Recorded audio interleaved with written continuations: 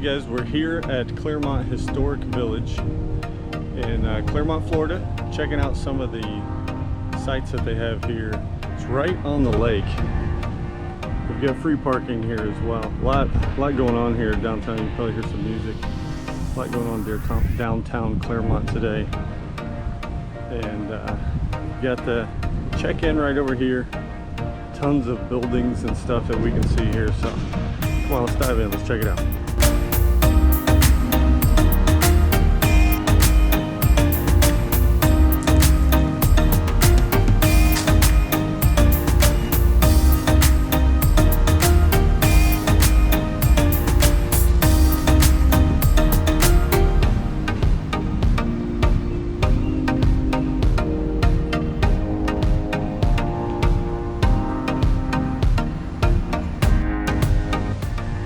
The Townsend House. We brought all these houses onto the property just to give you some historical perspective. And a World War II museum. So hey guys, gonna give you a walkthrough of the Townsend House here. So you do a family are like explorers, like. This was James and Sally Townsend lived here. And we're the first black family in Clermont.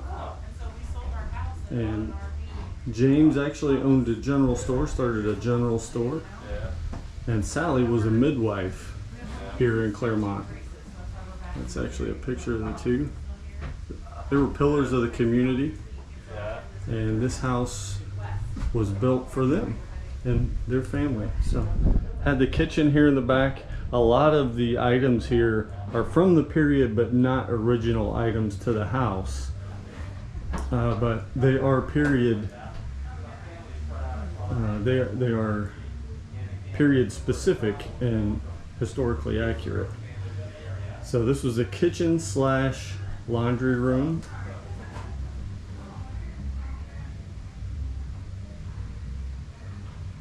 Grater, scales, stove, which was powered by firewood. Little back porch here, which was enclosed. Pots for boiling. Grindstone for sharpening all your implements. And this was actually to cut chicken feed. This apparatus right here. Milk jugs. And this was actually added on from what we're told later on. The bathhouse is typically detached, but just for ease of use and showing, they added this when they moved this house to this property. Apparently this house was originally not here, but was later moved here. And there's currently an auto zone where this house stood. Into the bedroom. Old rope bed. That's actually where the term sleep tight came from, was you wanted to pull those ropes nice and tight so everyone didn't sink to the middle of the bed. Crib bed, keep an eye on the little ones. And this quilt was made as part of a fundraising project, so much in the way that someone would buy a brick with their name on it, you could put your name on a quilt that would be auctioned off. Another picture of Mr. Townsend there. Handsome fella. And a shot of the dining room. Big enough to get all the family in here comfortably. And upstairs, which they don't currently allow visitors, but you had the children's bedroom up there. They could retire there. And then back around to the front room. It's really just a big circle, really functional house. Pretty neat. Shot of the outhouse there too. This is the Kern House, built mostly original. The furnishings again are period specific, but not original to the house. I love the craftsman style on all the door jambs, etc. So this family actually moved down from up north, bought some land down here and started an orange grove, and actually owned the water company down here as well. Initially had a water tower in their backyard. A lot of the similar implements that we saw at the Townsend House. But here they've got a kerosene stove instead of wood burning. And we're told this conservo is actually to speed up the process of canning. Ice chest here.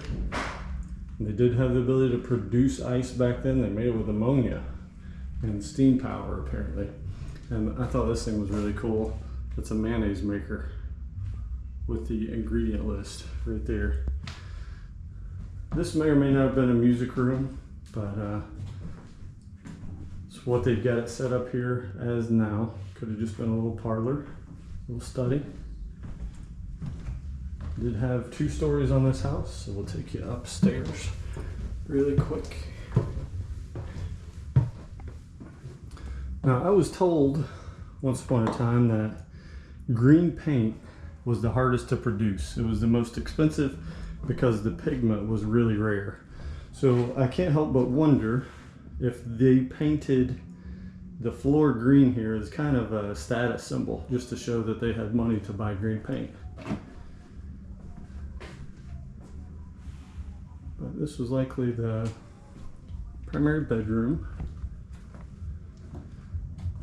And then we've got off to the side here, likely a nursery. All kinds of donated goods that are period specific here. Again, you got the craftsman style trim, the big baseboards here at the bottom. And this is kind of a glimpse into the guts of the house, which I always thought was really cool. So before you had drywall, everything was slat and plaster, and that's how you finished a wall. You actually nailed those boards in to the studs, to the frame, and then covered it with plaster, smoothed it out.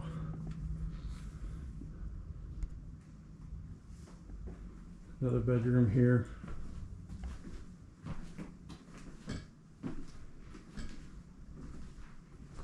And this just goes in a big circle. This is yet another bedroom. Built-in closets.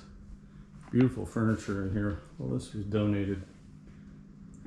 Looks like that's a quarter sawn white oak. Fact check me.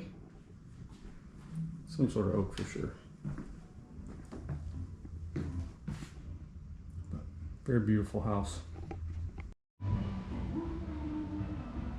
And the old schoolhouse. Very, very small. Mostly one room.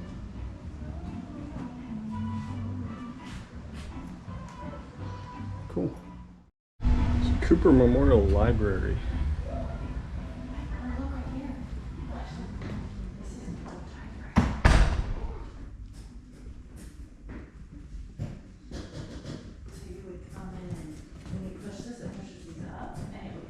Old cameras.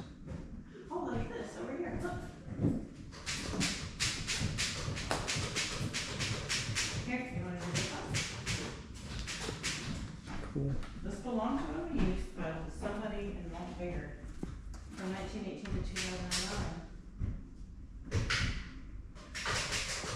See, they go up and put letters up here.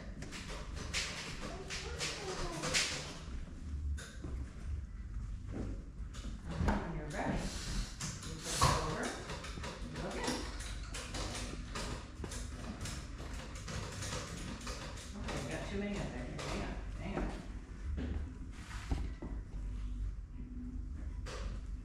Hang on, stop, stop, stop. Because we're pushing too many at one time.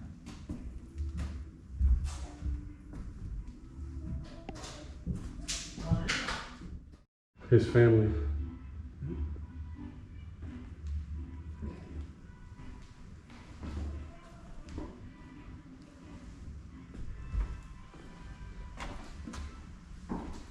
And these are old rail plaques.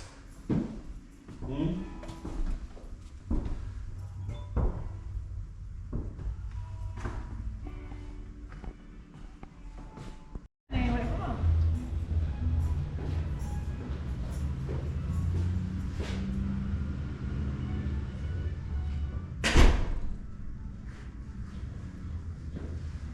That's a good memorabilia.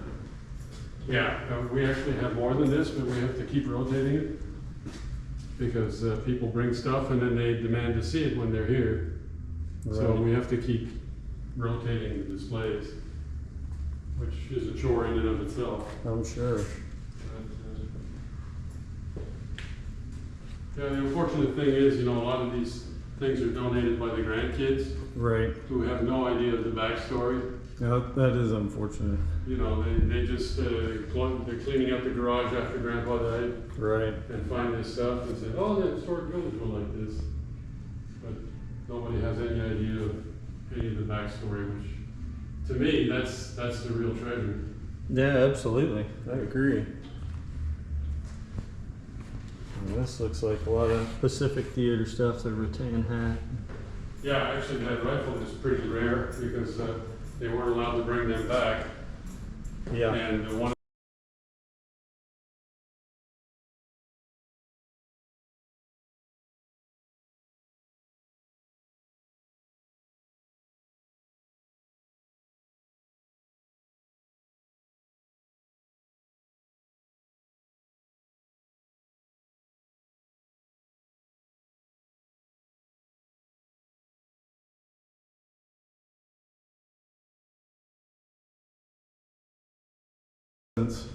That's exactly what I was wondering. Wonder how they got it back. yeah.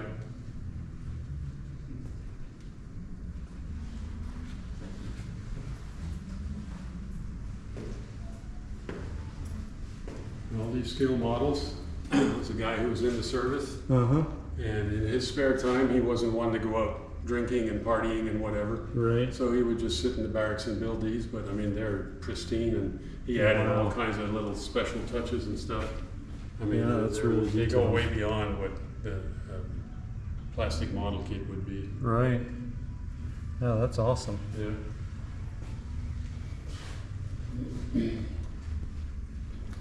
And you had, Sorry, turn off. no, you're fine. This thing actually does pretty good. Little tiny bed. Those are actual World War II era because normally they were built out of steel, Uh-huh. but during the war they were using the steel for making armaments. Right. So they built them out of wood, and everybody who slept in them hated them because they are so rickety, and they move enough that if you're not careful, you could fall right off the top. Yeah, I'm sure. So, I'm sure. yeah.